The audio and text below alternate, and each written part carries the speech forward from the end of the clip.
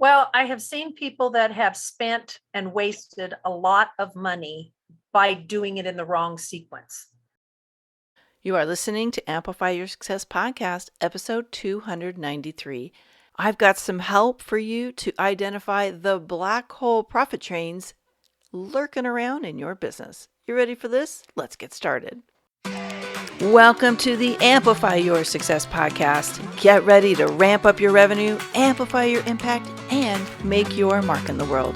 This is the show for experts, thought leaders, and service professionals who want to shatter their limits and achieve that next level. You're going to find out from other experts and influencers how they made it.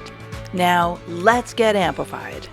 Hey there, inspired entrepreneurs and business leaders. It's your host, Melanie Benson. And today I've got a guest joining me we're going to do some numbers and some business building through the back end of your business. And I kind of geek out on this stuff because a lot of people don't look at the profits. They just look at the revenue, and they have a bit of a wake-up call when they start to realize they're not really making money in their business. So my guest today is going to help us illuminate some opportunities to boost profits while addressing places where maybe you're kind of in the tank with your revenue generation. And one of the things that comes to mind as I had this discussion with my guest is when we understand profit, we understand that what we do, like what we have as a work product, what our deliverables are, we've got to be able to scale them without spending so much time delivering them. There's a lot of ways to do it, but I cover one of my favorites in my 7-step framework to add another $125,000 to your business this year.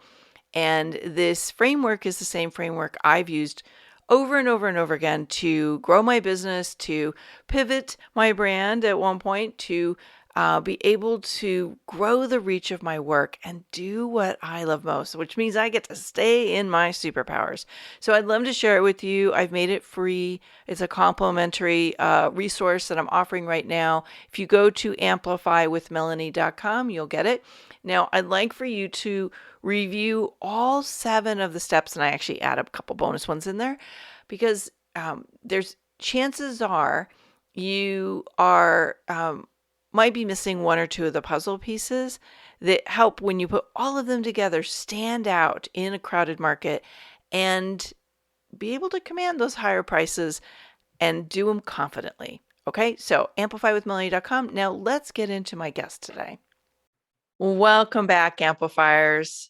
I am excited to talk about the black holes that are draining profits from your bottom line today. And saying I'm excited to talk about that may sound a little strange, but I think if we can illuminate some of the practices and blind spots in our financial practices, then all of this hard work can go towards building profits in our business. Let me introduce you to our special guest today, Amy Rose Herrick.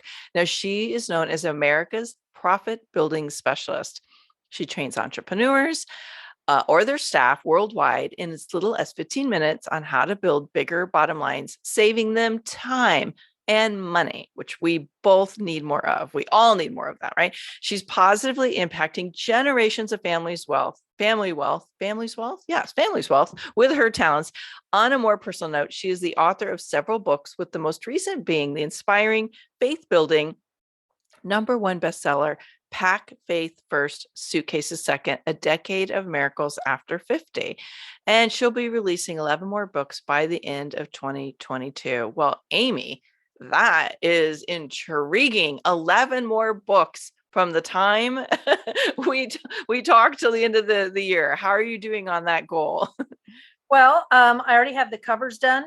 I have the content done. And at this point, I am throwing it out there. I am seeking additional individuals to do some reviews for me before I do the final copy if they have any comments. So I have titles that are individual and then also business based. So if that is an interest, you should reach out to me and be one of those to get the first sneak peek.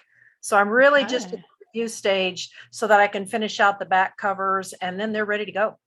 Wow, that's impressive. All right. So talk about a bold goal. We're going to check in with you at the end of the year and see how that came to fruition. Well, we're talking about profit black holes today. Why don't you just take a minute to define what does a profit black hole mean to an entrepreneur business owner?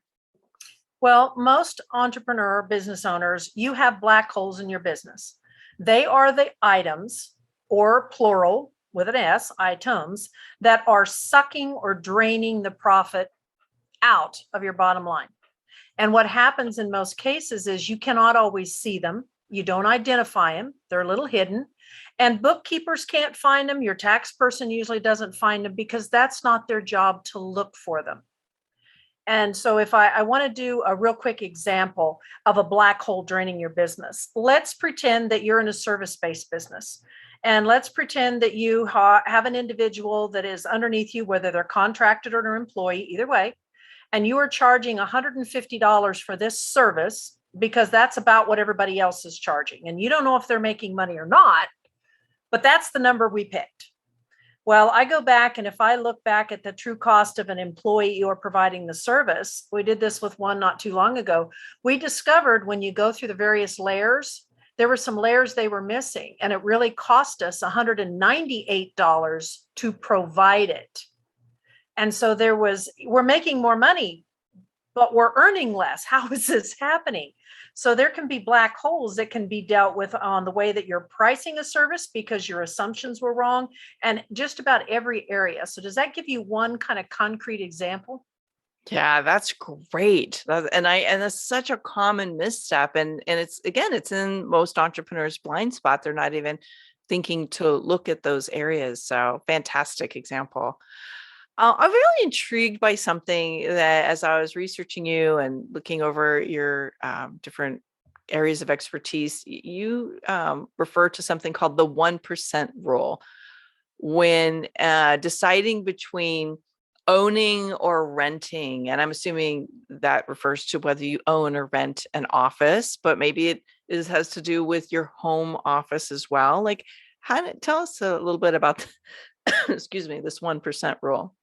Well, the 1% rule has made it easy for me to take any property, whether it's for myself, I apply this for clients, and we can determine with the 1% rule whether you should buy the property, home, or for your business, or you should rent it.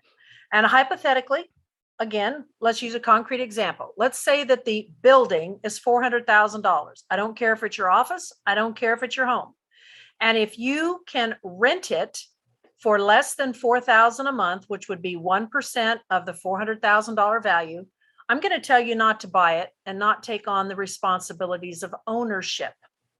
Because when I look at ownership of that property, not only do we have usually principal and interest payments, which everybody thinks of, you've got casualty insurance, but what's killer for most of those transactions is the maintenance and upkeep. I really want people to build into their budget somewhere between 3 and 5% of the value of the property.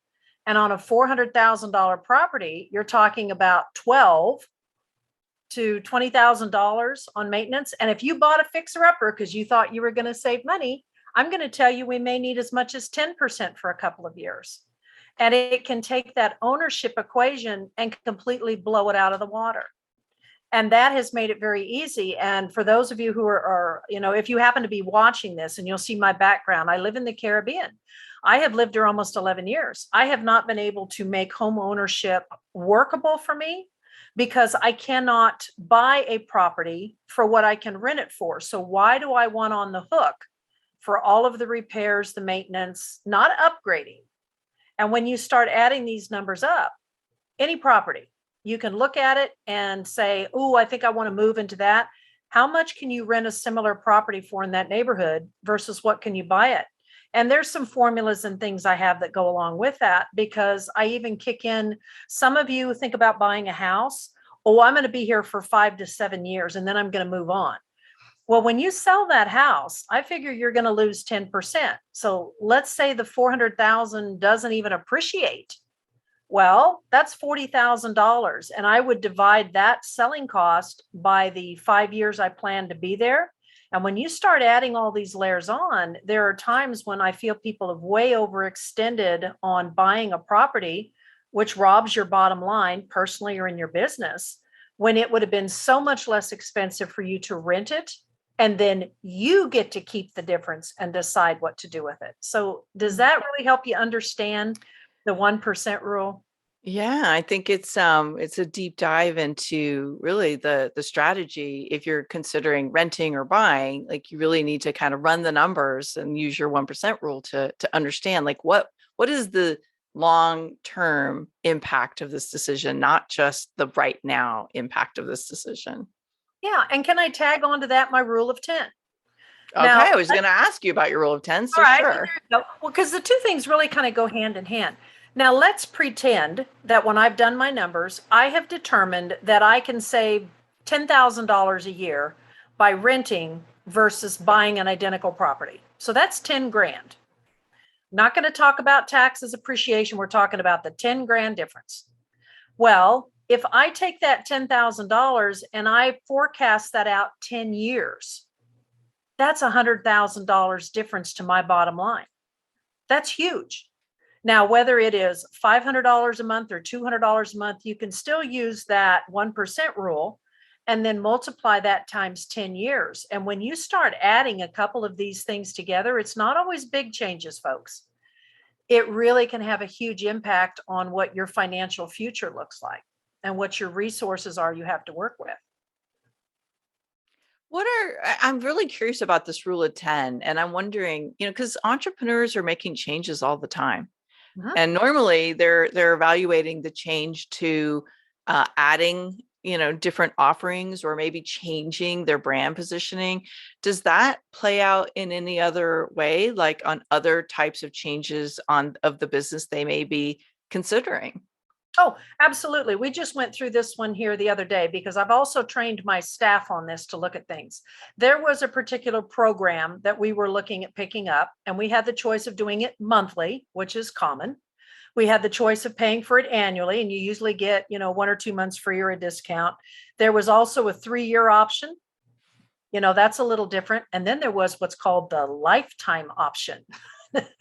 And so in looking at the different ones and forecasting, realistically, how long are we going to use this tool? And we looked at it and said, yeah, something better may come out, but this really does so much and more than we've got room to grow with this tool.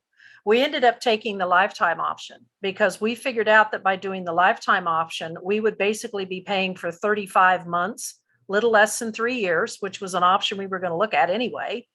And then we would have it every month after that was free, however much we used it. And again, looking at what the difference would be, whether I did it monthly, which was going to be the most expensive route.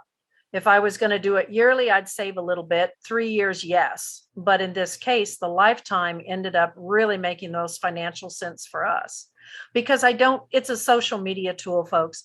I don't see social media declining. Yeah, probably not. maybe even adding, right?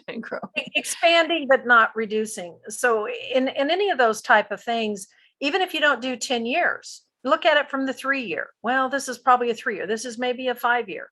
And it really can help you see how even a small amount can have a huge multiplying effect. And I'll go back to what if that has a multiplier effect, a couple of $1,000s here and $500 and a couple of thousand here. And it's not that hard to where you have a significant change in your bottom line. And you can keep building on that without dramatically changing your business style. Yeah. So I want to talk about unplanned business interruptions. We are coming out of an unprecedented time in our world where a lot of people had significant unexpected business interruptions, right? But it happens all the time. A business owner gets sick, some kind of family situation emerges, industries change. Like, how would you encourage somebody to plan for that in a way that would minimize the disruption to their profit building? Well, some of it, I'm going to talk for just a quick minute about premises. Let's talk about premises real quick, because I've got some sessions and things I've done on being prepared. Folks, I will share with you, I live in the Caribbean, so my big threat is tropical storms and hurricanes. We also have power interruption issues all the time. And if somebody hits the pole, I can lose my cell service. So I have to really live with site-based problems. I look at businesses and go through and say, all right, I just went 5 days without water. This was not by choice. It was because stuff happened. All right. What is your backup plan? So if you have a business or you have a location you're operating out of, and I turn your water off for 5 days, what's your backup plan? Do you have any water on premises? How are you going to flush your toilets? How are you going to wash your hands? Do you have sanitizer? And for some people, site-based, you may just have a box with a checklist of to get by so I don't have to close my doors and I can keep operating. What do I need to have? What if I don't have electrical because of storm damage? And it's not just hurricanes. It's not just COVID. Folks, we have thunderstorms, ice storms, snowstorms, wildfires, floods. Shall I pick another one? That it happens. And with that, if you didn't have electricity, for many of you, you could invest less than $2,000 into a generator and you would still be able to do whatever it is you need to do, even if you had a power outage and nobody else has power around you. So some of it you start with your site-based. And then beyond the site-based, I take it a step further of what about your suppliers? Your suppliers can interrupt your business. We've seen that. We had one individual here, unprecedented. Their business here, their business on St. Thomas, and their business on Florida all happened to be hit by the same 2 Cat 5 hurricanes that went through here, different locations. Their suppliers were primarily based in those areas. What did we learn from this? They should have an international supplier and they have suppliers at different coasts so that in the event of a regional disaster that upsets your supply chain, that you've already got relationships established. We just change where we order. We can move location. Where would you move? In my case, if I totally lost my location, I can pack everything up, little bit that I need, pay for a couple of suitcases, get on a plane. I can operate anywhere. That's me. But what can you do? Click one of them off. This disaster happens. What am I going to do? What can I do? And you already have those things in place so that you've got a plan to go to. And for some of you that have staffing, whether it is contractors or other staffing, you got a phone tree. How are you going to know if you're even going to have employees that are going to show up in your regional disaster? They may have their own world to deal with. So I think it really takes, sometimes people can do this in a very short period of time. But what if you took, one day this week and said, I have absolutely no electricity for 5 days. What is my plan? And pick, these are the things that are threats to me. Losing all of your employees at one time or contractors could be a threat.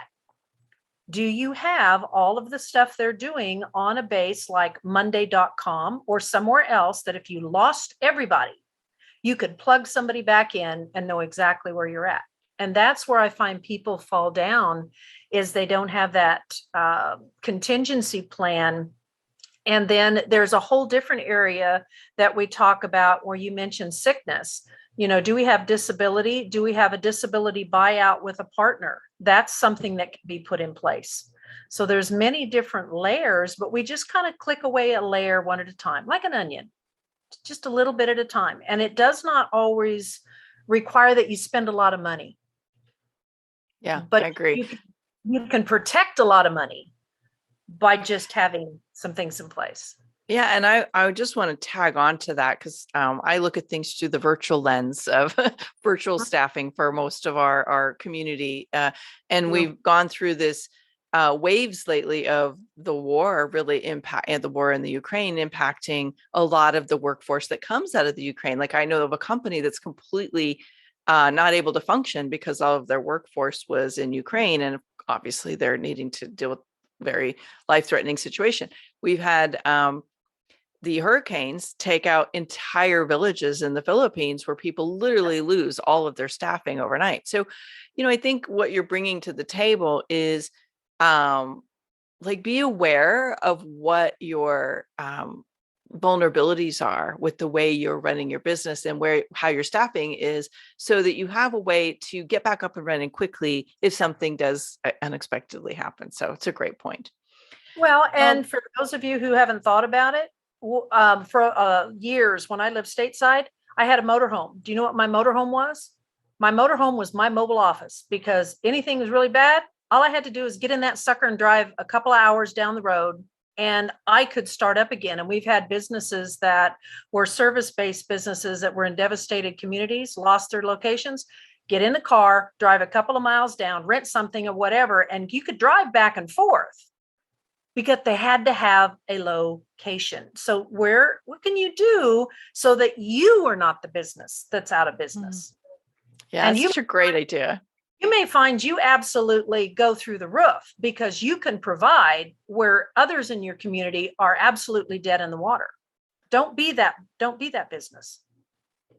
Yeah, I'm gonna have to look at that strategy for wildfire season here where I live. We get a lot of wildfires, so it's nice. It's a great strategy to be able to relocate easily, not just for my business, but all of us, because hotels book up very quickly when everybody's displaced.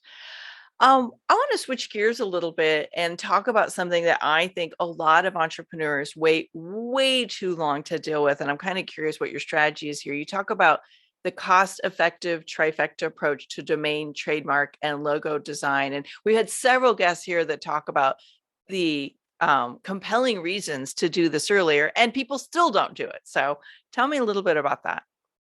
Well, I have seen people that have spent and wasted a lot of money by doing it in the wrong sequence. You have a name, whatever the name is, you like the name.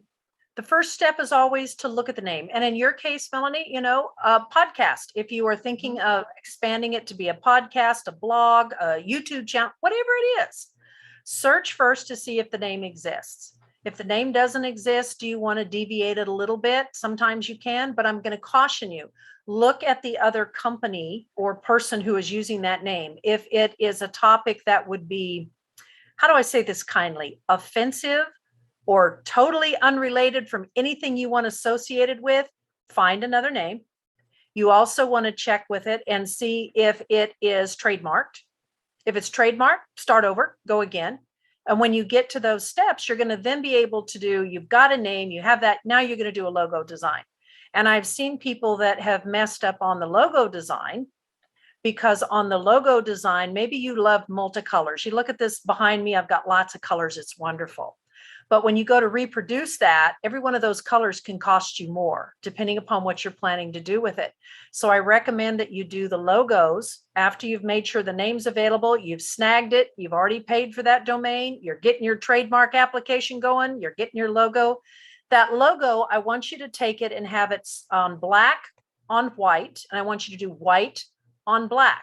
And that will give you the absolute most flexibility to use that logo. And if you use gradients or a variety of colors, you may discover that in solid black or solid white, it just really doesn't work.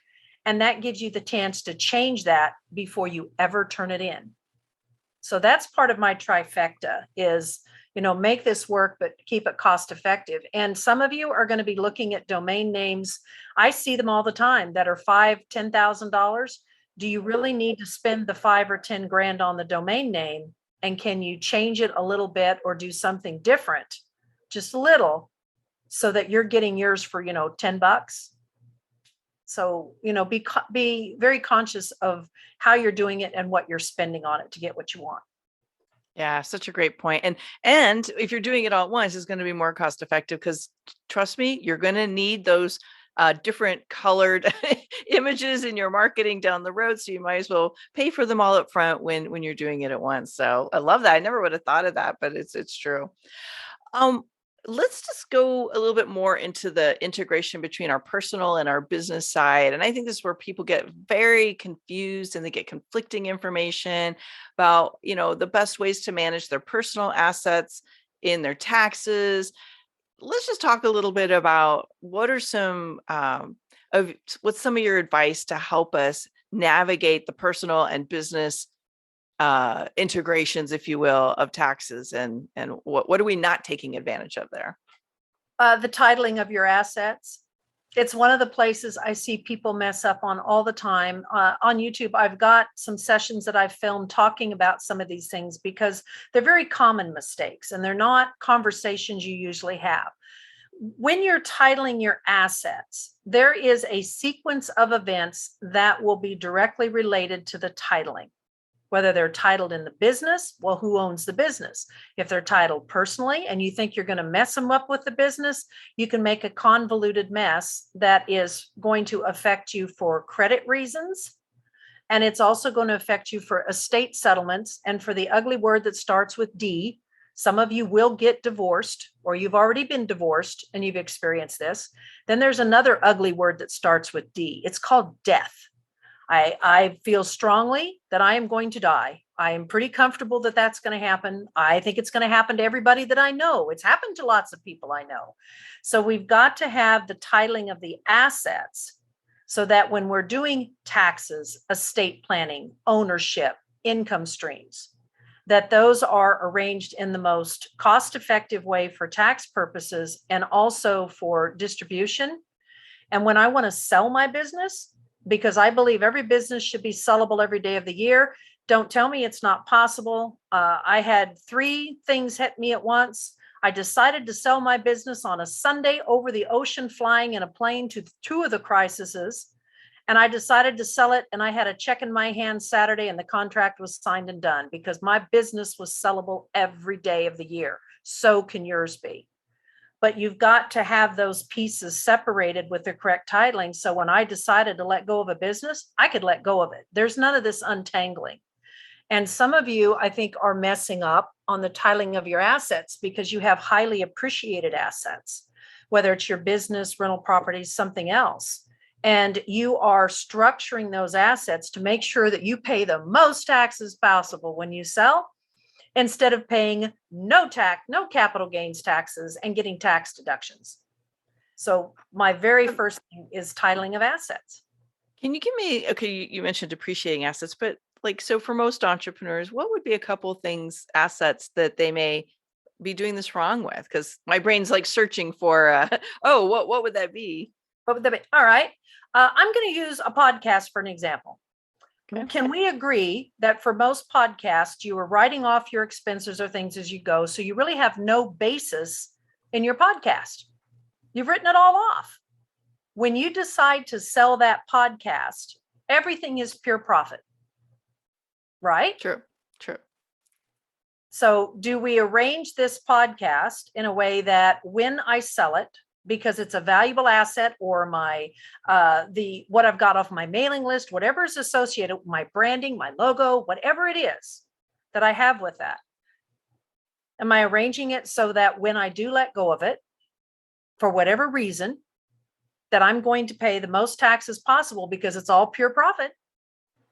That is an appreciated asset. It has nothing and it's appreciated to whatever number is assigned to it. And some of you may have inherited property. Maybe you inherited stocks. You've inherited a rental property or whatever. Well, you're thinking about selling it, but I inherited it and it was worth $200,000. Well, now it's worth $500,000. Okay, well, can we change anything so that instead of giving the money away in taxes, you get to keep it? I love that. Oh my gosh, this is a very intriguing area that I'd never considered. So this is a hot area. We're gonna have to unpack that at a greater level in the green room. Yeah. All right. Well, that is intriguing. I love it. Hearing ways that we can think long term about the profit potential in selling our podcasts. So you opened up so many things that we should be looking at. If somebody was like, okay, obviously I need to scour my business for these potential profit drains and these black holes, what's the best place for them to start with you? Well, one of the things that they can do is I have got a free digital book that is at thesecretprofits.com. Folks, it'll also be in the show notes. So if you can't write it down, don't worry about it. And in it, I have put 7, I will call them low-hanging fruit. That is very easy, where anybody could really flip your bottom line. I would say anywhere from $10,000 to $100,000. And intriguing. It goes back to you go in different areas. Pick a little bit here, pick a little bit here. And then I have much more available than that on individual courses and consulting. But just those low hanging fruit is to help open your eyes to so many things that you don't even think of. Because when you're in the midst of running your business and working in your business, sometimes it's really hard for you to step out of it to work on the business with a perspective that isn't yours. You sometimes need someone else to look at it and go, oh, you could do so and so. And we all do this. You walk in someone's house, you walk in a restaurant or whatever and go, if they only did so and so. But they can't always do it themselves because you're just so used to it. Yeah. Okay. So thesecretprofits.com to get Amy's free digital book. Again, we will link that up in the show notes for you, because if you're not really looking at this part of your business, I think it's a really vital piece of profit building is to also look at profit savings. Like where are you not putting time and attention into optimizing your profit levels. So I'm so glad you brought these things up. Amy, this is the time in our conversation where I like to just get to know you, the person, the business owner, a little bit better. I'm very curious to hear how you're going to answer these things. What is the boldest thing you've ever done to amplify the profits of your own business and maybe even the growth of your own business? The boldest thing I ever did. The boldest thing I ever did was watched a presentation and looked at it and said, I need that. I could do that. And took out my checkbook, so to speak. It was credit cards. And I put over, let's just say that it was more than 5 figures, and said, yes, I believe that I will be able to leverage this into much more. I need that. I need that training. I need that support. I need those tools. I need that lion to follow, because that lion can give me not only the wisdom, the knowledge, the processes that I don't have, but they can help me build the future. So that was probably one of the boldest and if you think 5 figures to me doesn't mean much, you're wrong. It means just as much to me as 5 figures means to you. Yeah. Then I did it. And then I wrote a check again, so to speak, for an identical amount less than 12 months later for another area. If you're not willing to put it in your business, why do you expect other people to put it in? There you go. That is what I tell my clients all the time. If you're not investing at the highest level that you expect a client to invest in you, it's very hard energetically to stand in congruence and ask for that. Like there will always be an energetic disconnect. I'm so glad you said that. So I'm just curious, just to take that one step deeper. It sounds like you've implied that it was a really good return on investment. Was it? It has been an extremely good investment because, it goes back to time and money, folks. I could have taken time over the next 5-10 years and still have been behind the curve to try and learn and understand and get all of this stuff. Or I could go, like I said, go behind the lion who already had the presence, already had it, and come up and mimic or model that and bypass all that wasted time and learn things that I never knew or would not probably have found out on my own. That's the difference. It's okay. Let me, if it makes some of you feel better, I am very stupid in certain areas. I am uneducated. I am not knowledgeable. It is not my field. Some of them I will embrace and I will learn well. Some of them I'm going to pay other people to do because they're fabulous at it, and it is not my gift. Yeah, well said. As you're looking back on your journey from today all the way back to the beginning, and knowing what you know now, is there one thing that you're like, man, if I had just done that sooner, I could have really propelled or fast-tracked my growth? What would that be? I should have left an affiliation years before I did. There was an affiliation because of the practice and the consulting and the things that I have done for many, many years that held me back. There were things that you were not allowed to do when it came to technology, You were not allowed to gather references or accolades, anything like that. Endorsements. Oh my gosh, that was just like horrible that anybody would know you were good at it. And I think sometimes we stay in relationships that are holding us back, and we don't realize how much we're giving up until we have been released from the chains that we've been under, because you don't realize how much they have held you back until they have no power over you anymore. Yeah, that's so true. No one's ever brought that up, so I'm really glad that you did, because I've had several clients over the years stayed too long in some kind of affiliation or partnership, and yeah, like the world just boomed open for them when they had the courage to release that. So what a great example. Thank you, Amy.